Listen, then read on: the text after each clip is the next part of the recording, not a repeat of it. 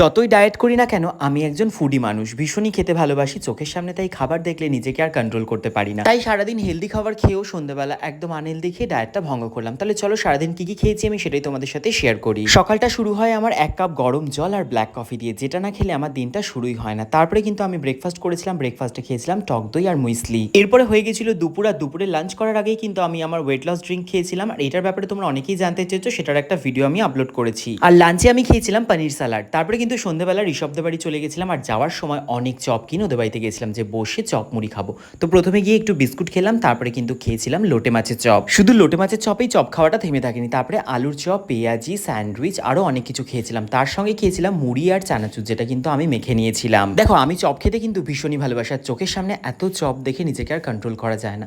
তাই মুড়ি, চানাচুর, চপ দিয়ে সন্ধ্যের টিফিনটা কমপ্লিট করলাম। এরপরে চলেছিলাম বাড়িতে এসে খেয়েছিলাম আমার ওয়েট লস ড্রিঙ্ক। এই ড্রিঙ্কটা আমি দিনে দুবার খাই, ডিনার আর লাঞ্চের আগে। আর ডিনারে খেয়েছিলাম একটা রুটি আর তড়কা। তাহলে আজকের এই খাইকাই ভিডিও কেমন লাগলো জানিও, ভালো লাগলে লাইক, কমেন্ট, শেয়ার করে দিও। টাটা সবাইকে।